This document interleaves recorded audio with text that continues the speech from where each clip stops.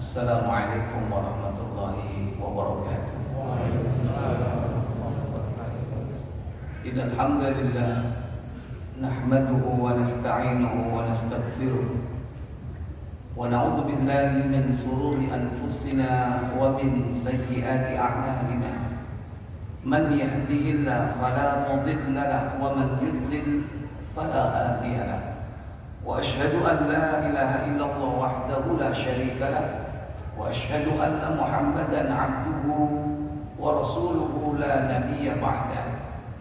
اللهم صل وسلم وبارك على محمد صلى الله عليه وعلى آله وأصحابه ومن تبعهم بإحسان إلى يوم الدين. أما بعد. Pertama kita bersyukur kepada Allah Jalla Jalaluhu atas limpahan nikmat-nikmat yang Allah berikan kepada kita hingga pada malam ini kita dipertemukan oleh Allah Jalla wa'ala dalam keadaan sehat walafiat, diberikan oleh Allah kesempatan untuk memperbaiki amal ibadah kita, kesempatan untuk mohon ampun, bertobat dari dosa-dosa yang telah kita lakukan dengan amal ibadah yang kita rutinkan, yang kita amalkan secara ikhlas karena Allah. Semoga bukan hanya sekedar mendapatkan pahala dari Allah Jalla wa'ala, tetapi itu merupakan sarana untuk membersihkan jiwa kita dari segala macam noda-noda dosa, baik yang kita sengaja ataupun yang tidak kita sengaja. Tak lupa salawat dan salam semoga tetap terlimpah kepada qudwah dan uswah kita, junjungan kita Nabi besar Muhammad sallallahu alaihi wasallam, manusia agung yang kita harapkan pertemuannya kelak di hari kiamat, dan kita berharap untuk mendapatkan syafaatnya, dan semoga Allah Jalla wa'ala memudahkan kita mempertemukan di telaga beliau untuk menikmati airnya. Semoga salawat dan salam demikian pula terlimpah kepada keluarga beliau, keturunan beliau, para sahabat beliau, dan seluruh pengikutnya hingga tibanya hari kiamat. Ikhwatal iman, a'izzakumullah, Bapak Ibu, saudara-saudari yang dirahmati Allah Jalla wa'ala.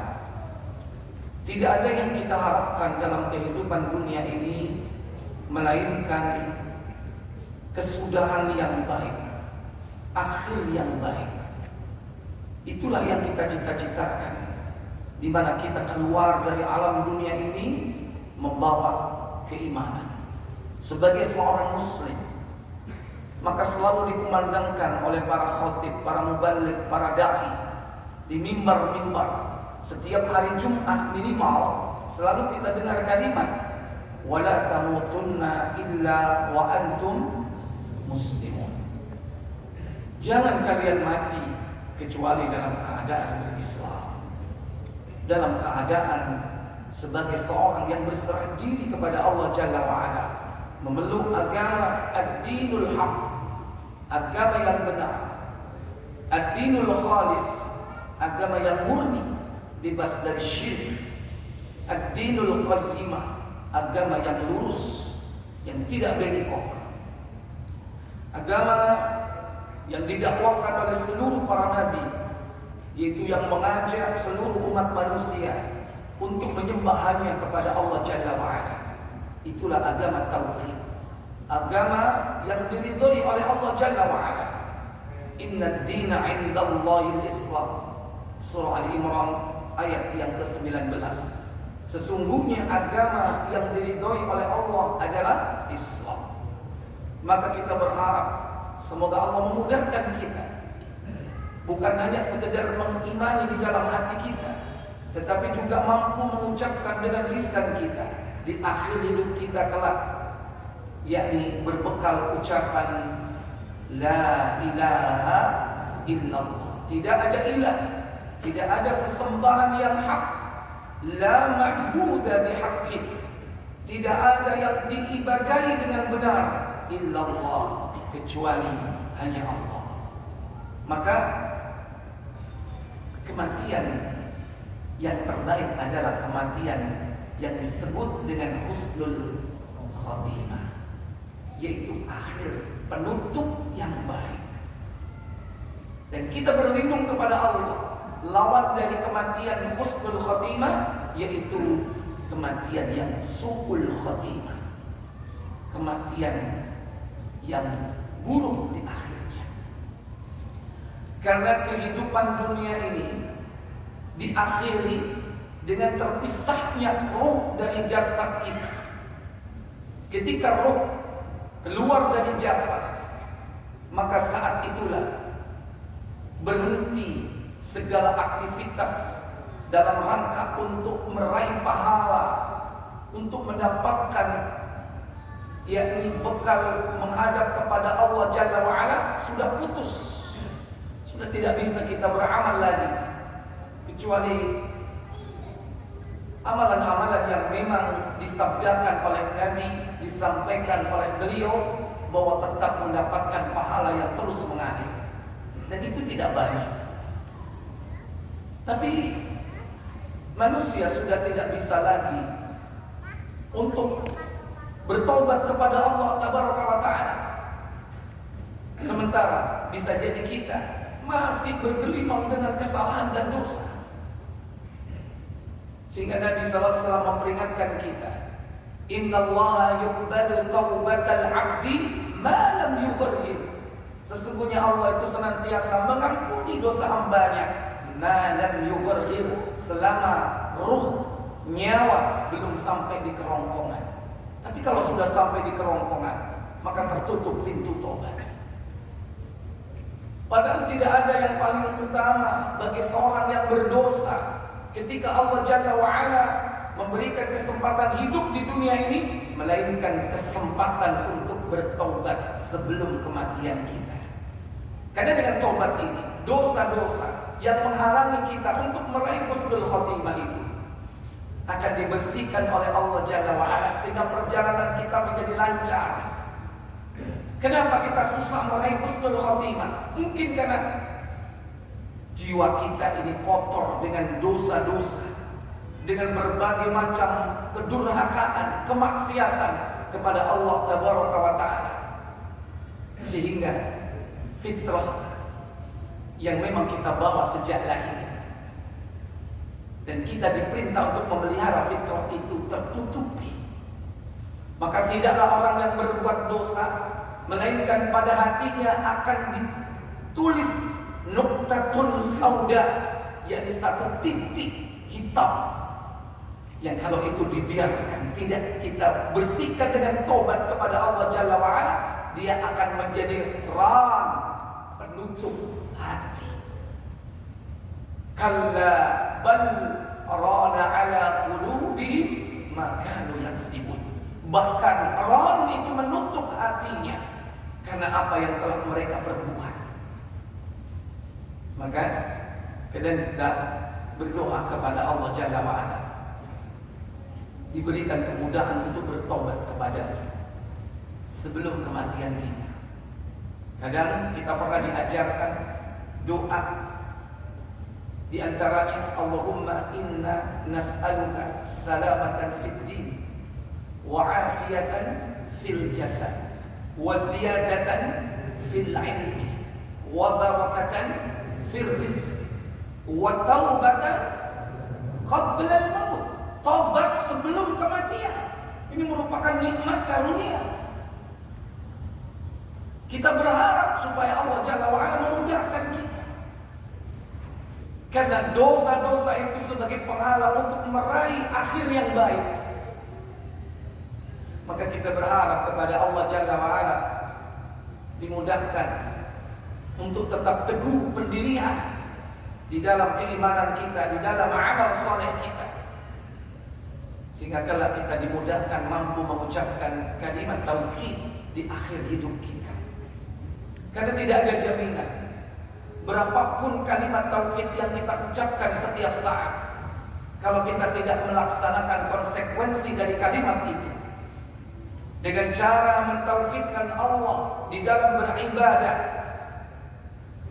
dan juga menjauhi perbuatan-perbuatan syirik yang besar ataupun yang kecil. Demikian pula kekufuran. Demikian pula masih meyakini khurafat, takhayyul, hal-hal yang tidak didasarkan atas ilmu, tapi berdasarkan hanya prasangka saja, itu yang menyebabkan susahnya kita untuk meraih kebaikan di akhir hidup kita. Maka kita berharap ketika malakul maut datang bersama dua malaikat yang membawa ruh kita itu, mengatakan, la takhaf, jangan kau takut. Takut terhadap perkara akhirat yang akan kau hadapi. Dia mengatakan pula, la tahzan, jangan kau sedih. Jangan kau sedih terhadap apa yang telah kau tinggal di masa lalu dalam kehidupan dunia.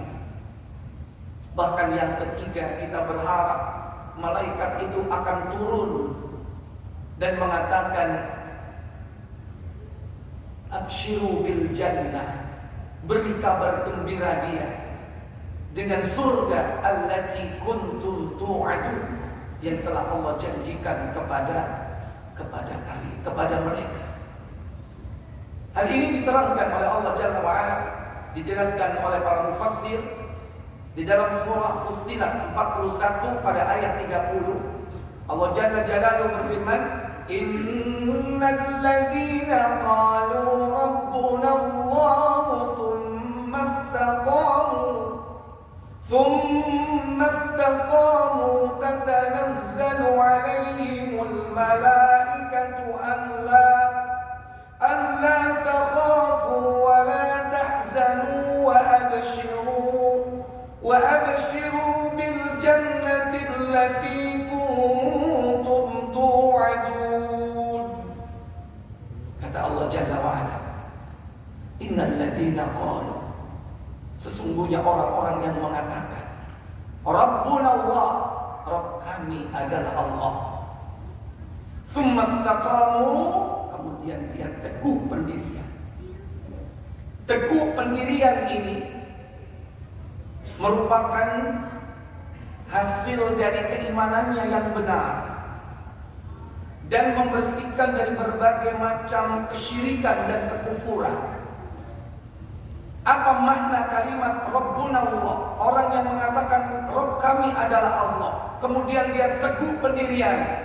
Kata Ismail Ibnu Katsir dalam tafsirnya, al-ikhlasu fil amali wa'mal li ta'atillahi bima syara'a lahu. Ikhlas di dalam beramal,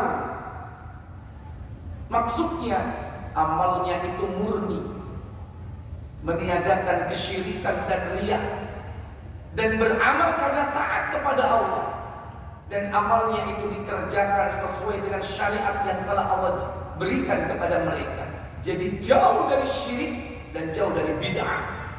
Itulah orang yang disebut orang yang mengatakan Rabbuna Allah, tsumma istaqamu, kemudian dia teguh pendirian. Maka disebutkan malaikat akan berkata tiga tadi, jangan takut, jangan sedih, bergembira kau dengan surga yang telah dijanjikan oleh Allah kepada kalian. Ikhwatal iman, aizakumullah. Di antara perkara-perkara yang dapat menunjang, membantu kita untuk meraih husnul khatimah, yakni di mana kita hendaklah memelihara perkara-perkara yang memang dianjurkan untuk diamalkan sebagai nafilah, amalan-amalan tambahan. Yang ini tujuannya dalam rangka untuk menjaga kestabilan iman kita. Sekalipun iman kita ini disifati dengan naik dan turun, grafik iman kita ini fluktuatif. Al-imanu yazidu wa yanqusu, iman itu bertambah dan berkurang. Yazidu bi ta'atir rahman, dia bertambah dengan mentaati Allah yang Maha Rahman. Wa yanqusu bil maksiyah, dan dia berkurang iman itu karena perbuatan maksiat. Sekalipun secara grafik sifat dasar dari iman yang dimiliki manusia itu fluktuatif, kita cenderung berharap untuk mendapatkan yakni keimanan yang senantiasa progresif, sekalipun dia naik dan turun. Nah, untuk menjaga stabilitas iman itu, bukan hanya sekedar mengamalkan yang wajib, tapi juga memelihara amalan-amalan tambahan. Ikhwatal iman, a'izzakumullah. Dalam kesempatan ini saya akan mengumpulkan sebuah hadis, di mana hadis ini penting bagi kita agar dalam kehidupan di dunia ini, di sisa usia kita bisa mempersiapkan diri untuk meraih akhir yang baik dalam kehidupan dunia ini. Hadis yang diriwayatkan dari sahabat Abu Kilabah, an Abi Kilabah an Ibni Abbas, juga diriwayatkan dari sahabat Ibnu Abbas radhiyallahu taala anhuma, dia berkata, qala Rasulullah sallallahu alaihi wasallam, Rasulullah sallallahu alaihi wasallam bersabda, atani lailata rabbi tabaraka wa ta'ala, telah datang kepadaku Rabbku yang maha tinggi tadi malam. Perlu diperhatikan di sini, riwayat ini merupakan informasi dari Nabi tentang mimpi beliau bertemu dengan Allah Jalla wa'ala. Karena pertemuan beliau secara langsung di dunia ini tidak pernah dijelaskan di dalam riwayat hadis manapun. Hanya Nabi Musa yang berbicara langsung ketika di dunia ini dalam keadaan berjaga di Gunung Tursina.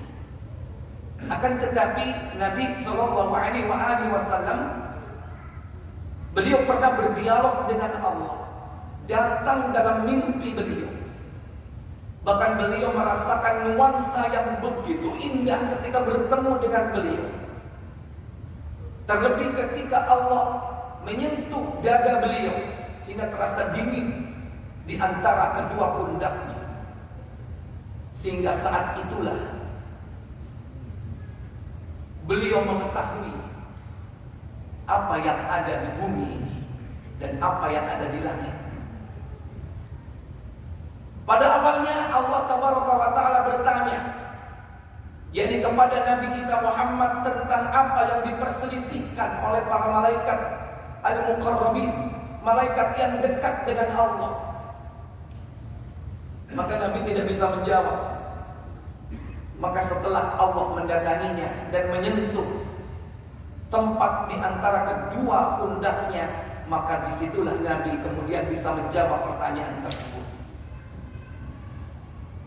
Kata beliau, pada malam di mana Allah mendatangi aku fi ahsani surah, dalam keadaan yang paling baik, dalam kondisi yang paling indah.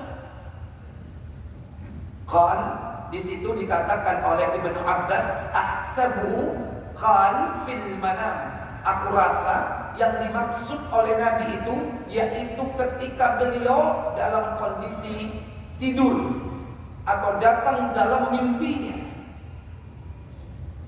Kemudian saat itulah Allah Jalla wa'ala bertanya kepada Nabi kita Muhammad, ya Muhammad, hal tadri fima yahtasimu al-malakul a'la. Wahai Muhammad, apakah kau tahu tentang apa yang dipertengkarkan, yang diperselisihkan oleh para malaikat yang tinggi, malaikat yang dekat dengan Allah? Mereka bertengkar, berselisih. Maka Nabi mengatakan, qultu la. Aku mengatakan tidak tahu. Maka Nabi kemudian bersabda, fawadha'a yadahu baina katifayya. Lantas Allah meletakkan tangannya di antara kedua susuku atau kedua dadaku. Diletakkan tangannya di situ.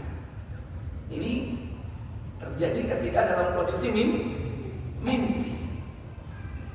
Sehingga apa yang terjadi? Hatta wajadtu barda, sehingga aku merasakan betapa dinginnya terasa pada dadaku. Terasa dingin, sejuk dada Rasulullah baina thadayya, yakni di antara kedua susuku, maksudnya di dadanya. Au qala fi nahri, atau juga di antara kedua pundaknya. Fa'alimtu, maka pada saat itulah aku mengetahui ma fis samawati wa ma fil ardi, apa saja yang ada di langit dan apa saja yang ada di bumi, aku tahu. Kemudian Nabi ditanya yang kedua kalinya dengan pertanyaan yang sama. Allah berfirman kepada Nabi, "Ya Muhammad, wahai Muhammad, hal tadri fima yahtasimul mala'ul a'la?" Apakah kau tahu tentang apa yang diperselisihkan, dipertengkarkan oleh para malaikat yang tinggi? Maka Nabi menjawab, qala qultu na'am, aku menjawabnya iya. Apa jawaban beliau? Beliau bersabda, fil kaffarat. Apakah al-kaffarat itu? Yakni penghapusan dosa. Penghapusan dosa, di mana manusia ini akan dihabiskan dosa-dosanya melalui sebuah amaliyah yang kemudian dijelaskan apa makna daripada al-kaffarat itu. Di situ disebutkan ada 3 perkara yang termasuk kafarat, penghapus dosa. Apa itu? Wal kaffarat, penghapus dosa itulah yakni al-muqsu fil masajid ba'da sholawat, duduk berdiam diri di masjid setelah sholat. Jadi nek mari sholat iku aja lamcing, salam lencing. Ada sunnah yang kita kerjakan, yaitu zikir ba'da sholat, dan itu belum cukup. Yang dimaksud hadis ini adalah apa? Duduk setelah sholat menunggu sholat berikutnya. Inilah yang disebut penghapus dosa. Kira-kira yang gampang diamalkan ini Pak, antara waktu apa dan apa? Maghrib Isya. Maghrib dan Isya. Subuh sampai zuhur, yo apa kira-kira? Salamu keleleran. Silakan. Atau siapapun yang punya keluangan waktu, tidak ada masalah. Kalau memang seluruh bisnisnya sudah berjalan dengan sistemik, ya, dia tinggalkan mungkin aktivitas kesehariannya, mungkin dia merasa kurang dalam amal ibadah, al-muqsu, berdiam diri, duduk setelah dia sholat, menunggu waktu sholat berikutnya. Silakan. Mau setelah zuhur sampai asar, mau setelah asar sampai maghrib. Lebih-lebih ada hari-hari khusus di mana ada waktu-waktu yang mustajab. Antara asar sampai maghrib, hari apa itu? Jumat. Dan secara umum kita memang diperintahkan setelah subuh dan setelah asar membaca zikir pagi dan petang. Atau duduklah sampai matahari terbit setelah subuh, atau duduklah sampai matahari terbenam setelah asar. Kenapa demikian? Karena ini termasuk penghapus dosa. Dan dosa itu kalau sudah dihapus, dimudahkan nanti kita untuk mendapatkan petunjuk hidayah. Dan yang penting tadi, dimudahkan kita untuk mampu mengucapkan kalimat thayyibah, kalimat tauhid di akhir hidup kita. Karena di antara penghalang susahnya kita mendapatkan husnul khotimah, karena sudah terlalu banyaknya dosa yang tidak segera dibersihkan sebelum kematian kita. Maka amalan yang sederhana, mudah, siapapun boleh, siapapun bisa. Enggak membutuhkan biaya yang banyak, tidak membutuhkan kepandaian, harus belajar ilmu ini, ilmu itu. Cukup duduk menunggu waktu sholat, dari sholat ke sholat. Ini yang pertama. Kemudian yang kedua, wal masyu 'ala al-aqdami ila al-jama'at, berjalan menuju ke tempat sholat jamaah dengan kaki. Di sini 'alal aqdam maksudnya berjalan, yaitu dengan dari Lamongan numpak Mercy. Mercy apa? Mersikil. Berjalan kaki. Ustaz nami roatus. Mosok aku mlaku. Lah omahku dekat. Setiap langkah kita menuju sholat berjamaah, dimanapun kita berada, maka langkah pertama adalah meraih pahala. Langkah kedua menghapus dosa. Itu keutamaan orang yang pergi berangkat ke tempat sholat berjamaah. Jadi yang dihitung itu berangkatnya atau pulangnya? Kalau pulang naik motor, naik mobil boleh? Boleh. Yang penting berangkatnya. Makanya jenengan ini pas sepeda motor, budal tuntun nanti. Mulai ditumpai gak apa-apa, kan itu. Untuk meraih pahala ini, karena dikatakan oleh Nabi kan apa? Al-masyu, berjalan kaki alal aqdam ilal jamaah, menuju ke tempat sholat jamaah. Dan tidak ada sholat jamaah bagi laki-laki kecuali di mana? Di masjid, bukan di mall, bukan di pasar, bukan di rumah. Itu bagi yang masih takut markona. Ikhwatal iman a'izzakumullah. Nah, kalau bapak naik motor dari rumah ke sini, yang dihitung itu dari tempat parkir, jalan kaki kan. Nah, itu lumayan sih ya. Makanya kayak parkir sih ngatur. Cek langkai lo ya, akeh ya parkir boleh cedek-cedek. Ustaz parkir cedek, tapi gua aku melakukan legal. Yo karepmu. Ikhwatal iman, yang dinilai itu adalah perjalanan kita menuju, bukan pulang. Ini amalan yang mudah, amalan yang sederhana, siapapun bisa melakukannya. Dan inilah al-kafarat, penghapus dosa. Dan yang ketiga apa? Wa isbahul wudu' fil makarih, menyempurnakan wudu tatkala di saat yang kau benci, di waktu-waktu yang kau tidak suka tersentuh air. Mungkin dalam kondisi air sangat dingin. Insya Allah Lamongan ini kau banyu adem. Saat adem-adem ini sik kroso. Atau mungkin bukan airnya, orangnya yang sakit, rotok ngreges. Selama masih ada air dan tidak menimbulkan madarat, walaupun rotok ngreges, maaf, tetap wudu atau tidak? Tetap wudu atau tayamum? Wudu. Dan kalau saat itu kita wudu, sempurnakan wudu kita, jangan dengan alasan greges. Wudunya kayak apa? Bebek, atus. Sempurnakan ketika kita membasuh tangan kita, membasuh muka kita, membasuh kaki kita. Sempurnakan. Karena inilah yang akan menghapus dosa.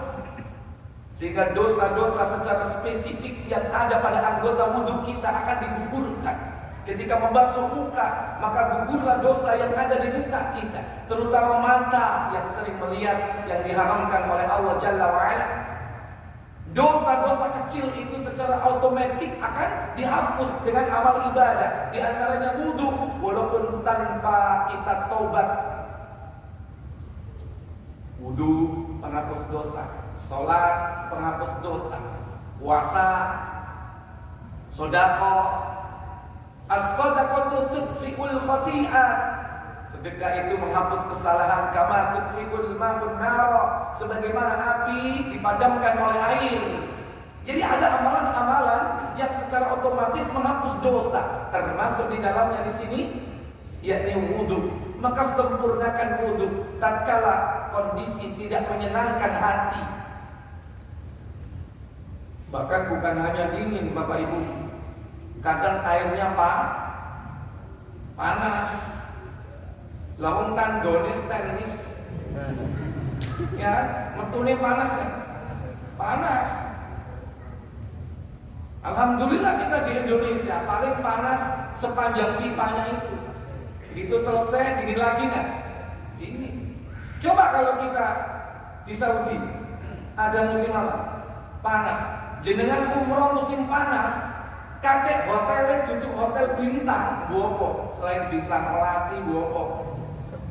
Yes, pokoknya hotelnya yang biasa-biasa, tandonnya di atas, airnya panas ya? Panas. Alhamdulillah yang nginepnya di hotel berbintang ya, karena ada apa? Ada panas dingin. Tapi kalau yang hotel biasa panas. Coba kalau kita ketika wudhu langsung nyos. Tapi tetap harus menyempurnakan wudhu. Nah biasanya gitu disiasati, apa? Ditampung di ember, di bak, agak lama, agak dingin, dipakai wudhu. Tapi kalau langsung keran, ketika dalam kondisi musim panas di tempat yang seperti itu, kadang kita enggan berwudhu dengan sempurna. Nah, apapun keadaannya, kita diperintah untuk menyempurnakan wudhu kita. Jangan sampai ada kaki-kaki anggota wudhu kita ini yang tidak terkena air, walaupun hanya sebesar duit berapa? Yang lebih kecil dari 500 adalah walaupun hanya duit 200 atau 100 yang lebih kecil, selingkaran itu tidak terkena air, itu akan menjadi penyebab orang itu disambar oleh api neraka. Kenapa? Karena wudhunya tidak sempurna. Ikhwatal iman, a'izzakumullah. 3 perkara ini amalan yang sangat sederhana, di mana 3 amalan ini yang akan dapat menghapus dosa-dosa dan kesalahan kita. Dan inilah yang diperselisihkan oleh para malaikat yang tinggi, yakni tentang kafarah, penghapusan dosa.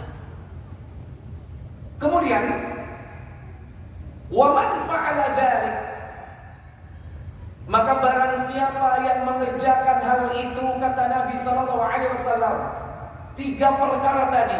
Apa tadi?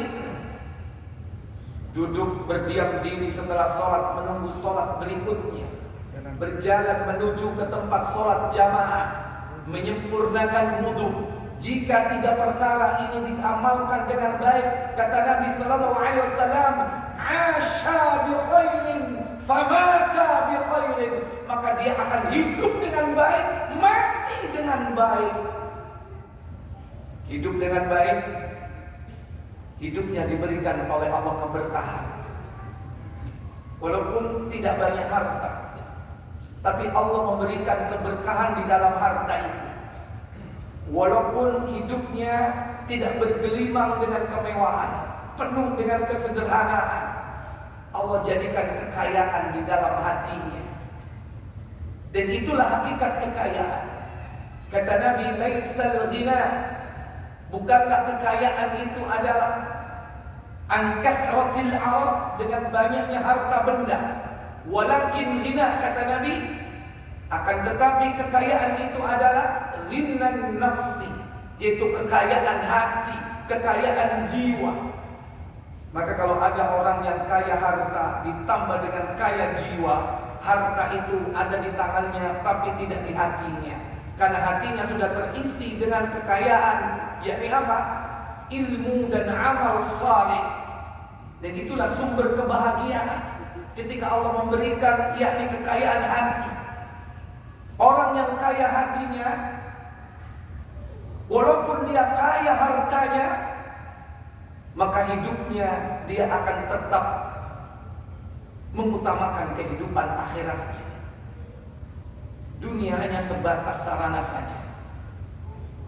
Orang kalau mengutamakan kehidupan akhiratnya, mindset dan orientasi hidupnya itu adalah akhirat. Karena Allah Jalla wa'ala yang memerintahkan seperti itu. Dalam surah Al-Qasas 28 pada ayat 77, di mana Allah Jalla Jalaluhu berfirman, "Wabtaghi fima ataka Allahu ad-daral akhirah wa la tansa nasibaka minad dunya wa ahsin kama ahsana Allahu ilaik wa la tabghil fasada fil ardh inna Allaha la yuhibbul mufsidin." Baik, dibantu terjemahkan. Silakan yang keras. Dan carilah pada apa yang telah dianugerahkan Allah kepadamu, yaitu kebahagiaan negeri akhirat. Dan janganlah kamu melupakan bahagianmu dari kenikmatan duniawi, dan berbuat baiklah kepada orang lain sebagaimana Allah telah berbuat baik kepadamu. Dan janganlah kamu berbuat kerusakan di muka bumi. Sesungguhnya Allah tidak menyukai orang-orang yang berbuat kerusakan. Kata Allah, wabtaghi, dan carilah fima ataka Allah, dengan sarana kehidupan apa yang telah Allah berikan kepadamu itu. Apa yang dicari? Darul akhirah, negeri akhirat. Kita diperintah mencari kehidupan akhirat. Wala tansa nasibaka minad dunya, akan tetapi jangan kau lupakan nasibmu di dunia. Dan pasti manusia tidak akan melupakannya, karena tabiat dasar manusia, dia pasti akan mencari dunia. Tapi tetap orientasinya adalah akhirat. Wala tabghil fasadu fil ardi wa ahsin kama ahsanallahu ilaik, dan berbuat baiklah, berbuat ihsanlah, karena Allah telah berbuat baik kepada kalian. Dan jangan kalian berbuat kerusakan di muka bumi ini. Syirku billah wa kufru billah, syirik kepada Allah, kufur kepada Allah, nifaq, bid'ah, maksiat, dan kerusakan-kerusakan lingkungan, sehingga terjadi ketidakseimbangan ekosistem. Kerusakan terjadi di mana-mana, sudah tampak di muka bumi dan di lautan. Allah tidak suka bagi orang-orang yang berbuat kerusakan. Nah, dalam ayat ini kita diperintah orientasi kehidupan itu adalah akhirat. Orang yang orientasinya akhirat akan diberikan 3 keutamaan, kata Nabi SAW. Apa 3 keutamaan itu? Dalam Sahih At-Tirmidzi nomor 2465 kalau tidak salah. Nabi SAW bersabda, "Man kanatil akhirah hammahu." Siapa yang akhirat itu menjadi tujuan hidupnya, maka Nabi SAW menyampaikan yang pertama, ja'alallahu fi qalbihi ghinahu. Allah akan jadikan di dalam hatinya kekayaan.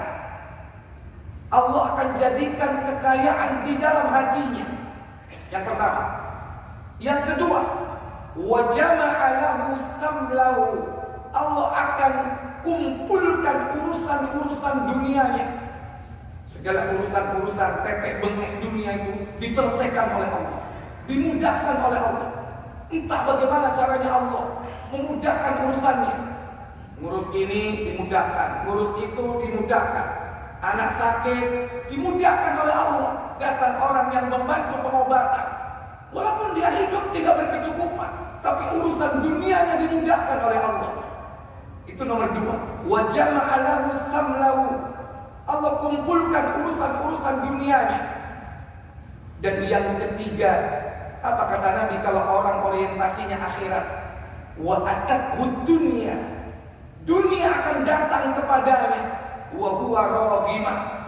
Dalam keadaan tunduk kepadanya.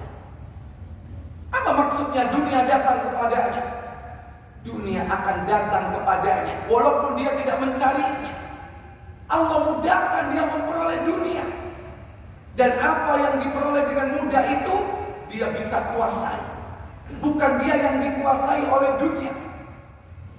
Kadang ada orang itu Pak diberi kekayaan banyak, tapi apa? Hidupnya ngurusi dunia. Sembahyang, telat, ngaji, males, sedekah, pelit. Duitnya banyak. Berarti apa? Dia diatur oleh dunianya. Hidupnya tidak bisa mengabdi beribadah kepada Allah. Sibuk untuk ngurusi dunianya. Kenapa? Berarti selama ini orientasi hidupnya adalah dunia. Tapi kalau akhirat, kata Nabi SAW, wa atathu dunya wa hiya raghimah. Dunia datang kepadanya dalam keadaan tunduk. Dialah yang mengatur dunianya. Tako, itu kayak ini kaibu, ini kaibu kono. Dia tidak diatur dengan dunia. Dia tetap sholat 5 waktu, tetap bisa berjamaah di masjid, datang bersama keluarga, bahkan dia bisa mendidik istrinya, anak-anaknya. Dia tetap datang ke tempat-tempat majelis-majelis ilmu. Dia masih sempat melakukan kegiatan-kegiatan sosial. Dia tidak diatur oleh dunia. Tidak disibukkan dengan mungkin dunia yang umumnya orang dikuasai dengan hal ini. Inilah keutamaan orang yang yakni apa? Orientasi hidupnya adalah untuk akhirat. Tapi sebaliknya, kata Nabi SAW, "Man kanatid dunya hammam." Barang siapa yang dunia sebagai tujuan hidupnya. Bisa jadi orang itu beramal akhirat, tapi tujuannya dunia. Contoh amal akhirat, sholat, rajin tahajud supaya munggah pangkat. Dunia gak itu? Rajin poso supaya dan cepat oleh padahal wis duwe bojo, pengen jodoh. Rajin poso Senin Kemis, padahal itu amalan akhirat, tapi tujuannya dunia. Baca Quran tujuannya dunia. Kadang dia melakukan amal ibadah yang mestinya itu untuk kepentingan akhirat, tapi diorientasikan dunia. Sholat supaya ini dunia. Kata Nabi, "Man kanatid dunya hammahu." Barang siapa yang dunia sebagai tujuan hidupnya, apa kata beliau? Ja'alallahu faqrahu baina ainaihi. Allah jadikan kefakiran ada di depan matanya. Jadi melihat sesuatu itu takut. Takut apa? Waduh rek, aku nek iki dilakoni melarat iki. Waduh aku nek nyumbang iki melarat iki. Takut dengan yakni kemelaratan, kefakiran yang itu ada seakan-akan di depannya selalu. Apa yang dilakukan padahal itu untuk kepentingan akhirat, dia takut bangkrut, dia takut jatuh miskin, dia takut fakir, dia takut melarat dan sebagainya. Kenapa? Karena orientasinya dunia. Ja'alallahu faqrahu baina ainaihi, kata Nabi. Yang kedua, kata beliau, wa farraqa lahu samlahu. Allah akan cerai beraikan urusan-urusan dunianya. Urusan dunia Pak, gak tuntas-tuntas, gak kelar-kelar. Ngurus anak, gak kelar. Ngurus bojo, gak kelar, gak nemu. Ya, bojone hilang. Ya, ngurus anak, terlibat ini dan itu, gak selesai-selesai. Ya, ada urusan ini, urusan itu, gak selesai. Menumpuk, semakin menumpuk urusan itu. Kenapa? Gara-gara orientasinya adalah dunia. Wa farraqa lahu samlahu. Cerai beraikan urusan dunianya. Dan yang ketiga kata Nabi, wa ma atathu dunya. Tidaklah dunia mendatanginya illa ma qaddara lahu, melainkan apa yang telah ditetapkan oleh Allah kepadanya. Apa maksudnya? Dunia sebatas tingkat usaha yang dia lakukan. Kalau dia keras kerjanya, dapat dunia secara keras.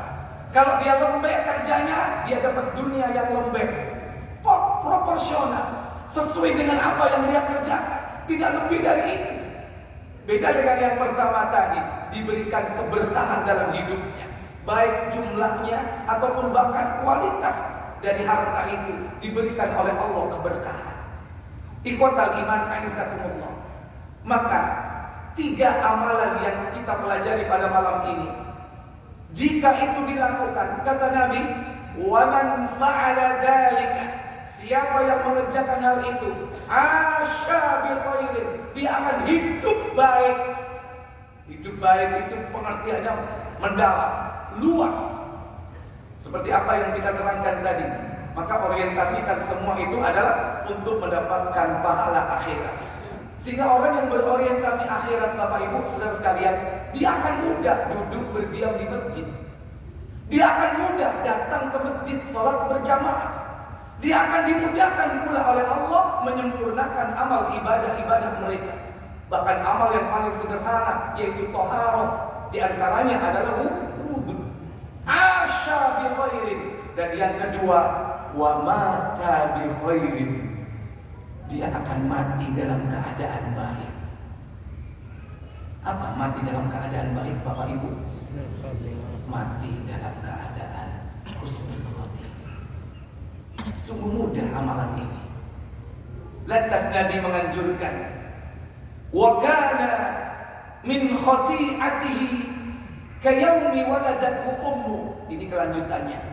Dan sungguh dia akan keluar dari dosa-dosanya sebagaimana dia baru keluar dari rahim ibunya. Artinya apa? Dia seperti bayi yang baru lahir, dibersihkan dari dosa-dosa. Hadis ini diriwayatkan di dalam Sahih At-Tirmidzi. Dan hadis ini masih ada kelanjutannya. Lantas Allah lalu berfirman kepada Nabi kita Muhammad, waqal, dan Allah berfirman, ya Muhammad, wahai Muhammad, idza shallaita, jika kau telah melaksanakan salat, fakul, maka ucapkanlah, yakni doa, kalimat yang berbunyi, Allahumma inni as'aluka fi'lal khairat wa tarkal munkarat wa hubbal masakin wa idza aradta bi ibadika fitnatan faqbidni ilaika ghaira maftunin. Ini pesan Allah kepada Nabi Muhammad yang berkaitan dengan amalan tadi. Dianjurkan beliau setelah sholat berdoa dengan 3 permintaan tadi. Doanya berbunyi, Allahumma inni as'aluka fi'lal khairat. Minta kepada Allah supaya kita diberikan amalan yang baik.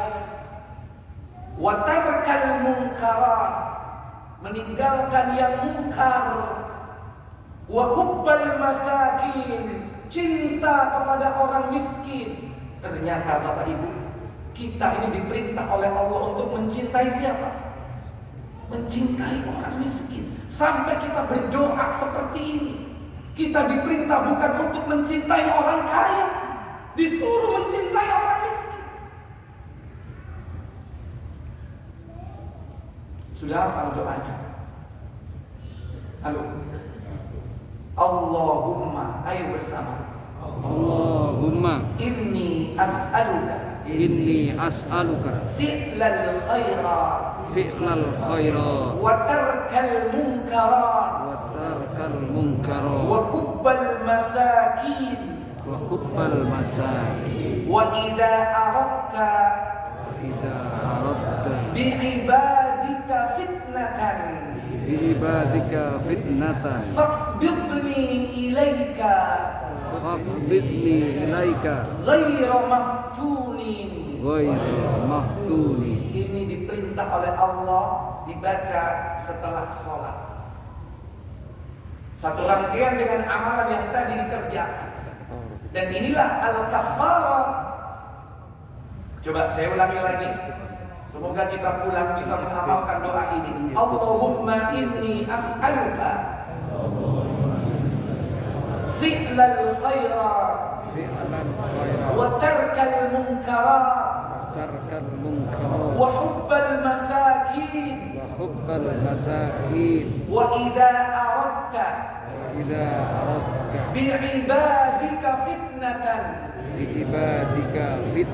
faqbidni ilaika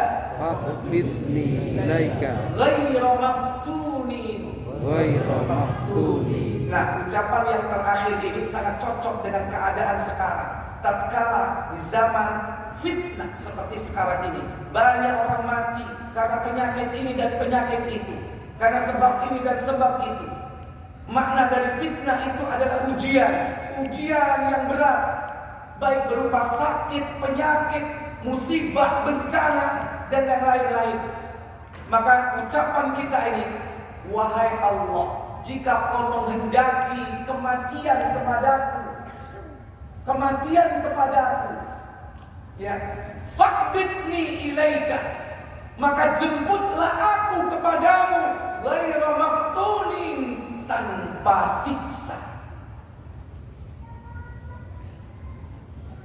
Mati kena penyakit, kita kembali kepada Allah. Tapi penyakit itu bukan azab, bukan siksa, tapi justru sebagai rahmat dari Allah.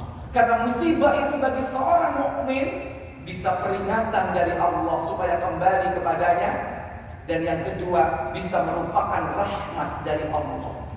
Orang yang terkena musibah, kata Allah, kalau dia sabar, dia ucapkan, yakni alladzina idza asabathum musibah qalu inna lillahi wa inna ilaihi raji'un ulaika 'alaihim salawatun min rabbihim. Apa tulisannya? Wa rahmah. Mereka itulah yang akan mendapatkan keberkahan dari Allah, wa rahmah, dan rahmat. Orang yang terkena musibah, dia bersabar dalam musibah itu, Allah berikan dia keberkahan hidup dan Allah berikan rahmat. Wa ulaika humul muhtadun. Mereka itulah orang yang akan mendapatkan apa? Petunjuk dari Allah. Siapa yang diberi musibah oleh Allah, yahdi qalbah, akan diberikan petunjuk di dalam hatinya. Ikhwatal iman, aizakumullah. Jadi kalimat doa yang terakhir dari 3 permintaan ditutup dengan tadi itu. Wa idza aradta bi'ibadika fitnatan. Jika engkau menghadap, jika engkau menghendaki bagi kami hambamu fitnah, ujian, musibah yang akan menimpa, faqbidni ilaika, jemputlah aku kepadamu wahai Allah, ghairu maftunin, tanpa adanya fitnah, tanpa adanya yakni kesakitan, yaitu siksa. Maka bisa jadi penyakit yang kita derita itu juga termasuk bagian dari apa? Kafar, penghapus dosa. Karena tidaklah musibah itu yang menimpa seseorang, jika orang itu sabar, maka itu adalah sebagai penghapus dosa. Walau syaukatun yushakuha, sekalipun dia tertusuk dulu, keterusukan, ringan musibahnya, kesandung, kebentuk, kecakot, ketabrak deh, ketatap, jangan tabraknya tuh aneh kok. Ikhwatan iman, itu tetap musibah. Sekecil apapun, termasuk kecakot, musibah lain. Tapi ojo kira mesi, yo sing ngrasani. Kalau kira mesi, maka kita tidak akan mendapatkan yakni pahala dan kebaikan ketika kita kena musibah. Kemudian yang kedua, lawan dari kafarat, penghapus dosa. Apa itu? Yang menjadi perselisihan para malaikat yang tinggi, Malakul A'la. Maka Nabi ketika ditanya oleh Allah Tabaraka wa Ta'ala, maka beliau menjawab, Fid darajat, dalam urusan derajat, kedudukan, itu juga yang diperselisihkan oleh malaikat. Apakah derajat itu? Nabi kemudian menjawab dengan 3 poin, sama seperti sebelumnya, yaitu kafarat. Apakah derajat itu? Orang akan ditingkatkan derajatnya oleh Allah di sisinya. Pertama, fad-darajatu ifsya'us salam, yaitu menebarkan salam. Maka orang akan diberikan kedudukan yang tinggi di hadapan Allah, dunia dan akhirat, kalau dia menyebarkan salam, baik secara maknawi ataupun secara hakiki. Secara hakiki atau secara majazi. Apa menebarkan salam? Bisa secara majazi, secara maknawi, yaitu menyebarkan perdamaian. Tak seneng tukaran. Ini orang wong garai ngah. Ini orang wong garai dheweke ngah. Makanya Nabi sampai mengatakan, aku jamin bagi orang mendapatkan rumah, yakni wasatul jannah, berada di pertengahan surga. Apa itu?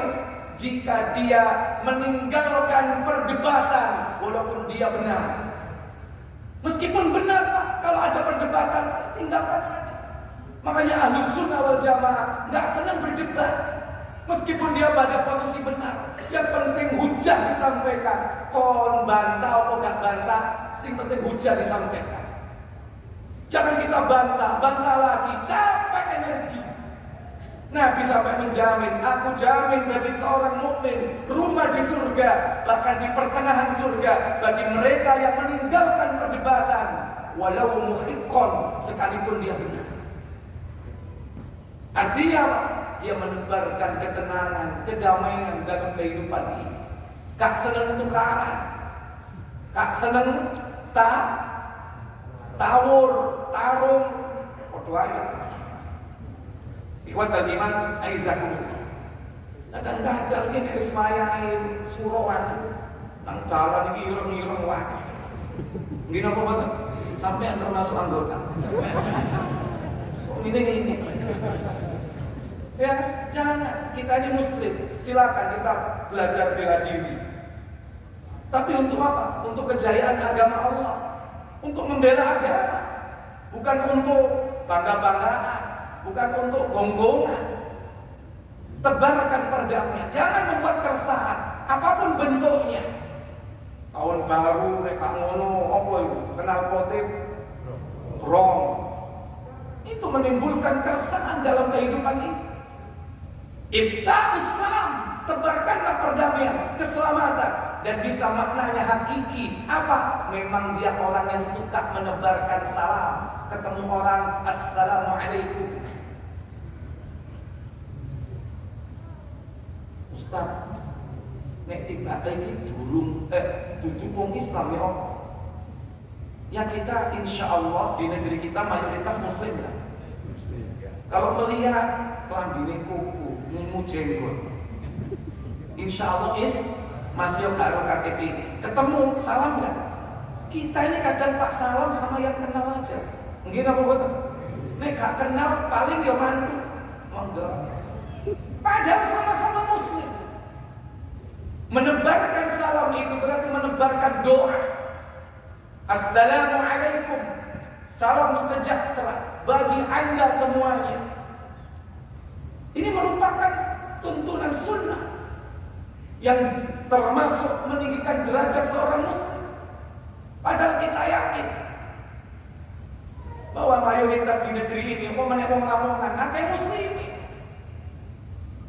Tapi pernahkah kita menyebarkan salam? Nun sewu. Bis kalimas iku Kira-kira mayoritas yang numpak muslim.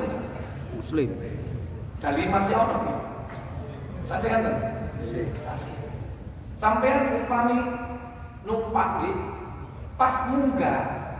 Nanti napa boten? Assalamualaikum warahmatullahi wabarakatuh. Jadi amin muslim kabeh. Nanti napa boten? Dereng. Terus Dikira pengamen. pertanyaannya kenapa nggak dilakukan? Sangat jalan sumbangan. Oh ya kan? Ada setan yang membisiki di telinga kita. Oh, kon kok salam dikira ngamen.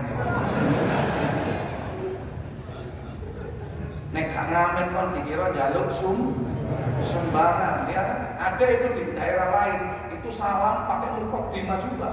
Pakai dalil ya, mari ngono kotake ditokno ya kan. Ada yang seperti itu. Ingat, syaitan itu akan membisiki kita untuk apa? Tidak melakukan amal yang baik. Padahal maaf, seandainya ada orang yang awalnya image-nya bahwa kita ini adalah pengamen atau minta sumbangan, itu nggak berjalan lama, paling hitungan menit hilang. Coba kita naik, assalamualaikum warahmatullahi wabarakatuh. Wong wis abang kan? Waalaikumsalam, ada yang jawab. Dalam hati mungkin mayoritas dari penumpang, wah iki ngamen iki nek gak njaluk sumbangan, apa meneh ketokane kelambine ngono gawe kopi ya. Nah ini. Tapi hal itu tidak akan berjalan lama. Pikirannya akan berubah secepatnya. Kenapa? Wong iki kok mengguru. Loh kok lembut? Loh kondektur narik kok bayar. Tiba-tiba penuh. Berapa menit? Dari dia masuk assalamualaikum sampai kondektur minta duit berapa menit? Hilang nggak image itu? Kenapa kok kita tidak lakukan hal itu? Karena kita kalah dengan bisikan syaitan. Padahal untuk menaikkan derajat seorang muslim itu kita dalam menebarkan salam. Lihat para sahabat dulu. Sahabat dulu itu Pak, karena sakingnya karena pengennya menerapkan hadis ini, mereka itu datang ke pasar-pasar, mendatangi saudara-saudaranya yang berada di lapak. Untuk apa? Untuk bukan transaksi, bukan jual beli, hanya mengucapkan salam. Assalamualaikum warahmatullahi wabarakatuh. Pindah lagi, assalamualaikum. Dia tebarkan salam. Coba kau namo tiap toko.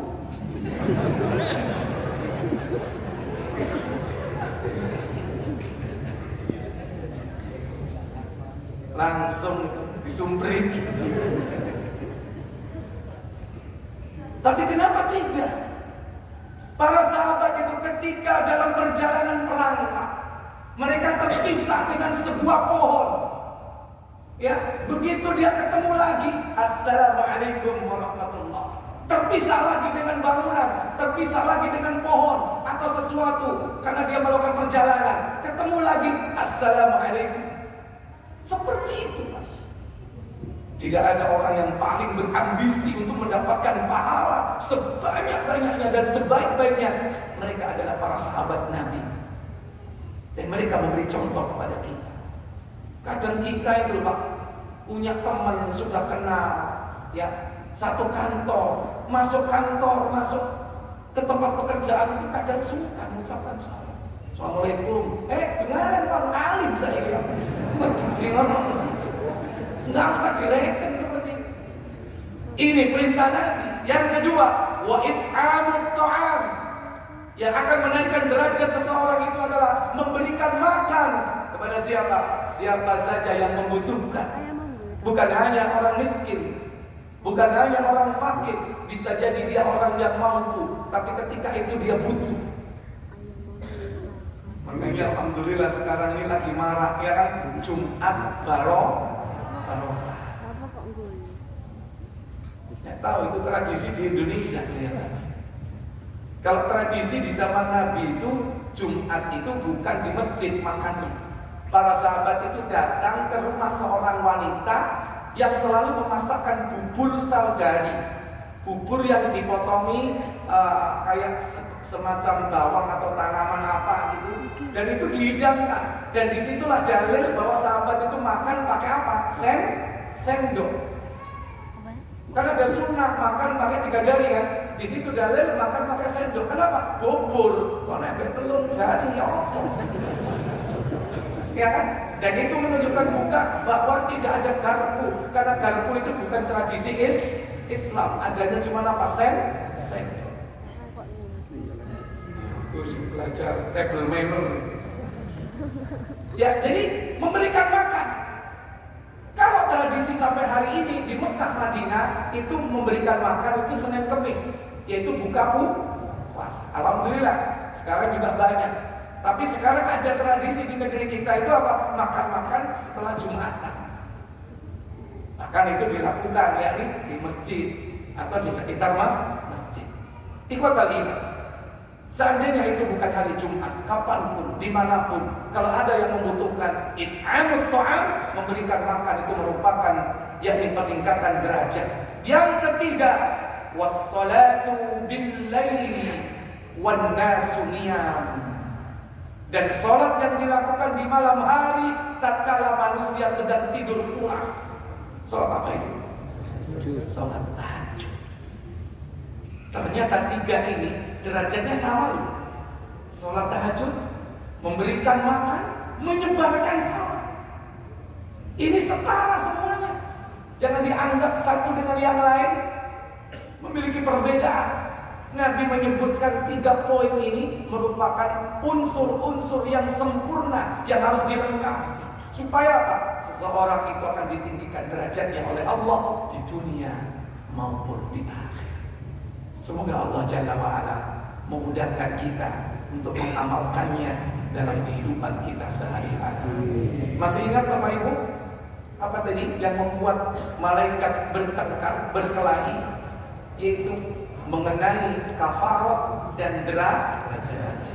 Apakah kafarat itu?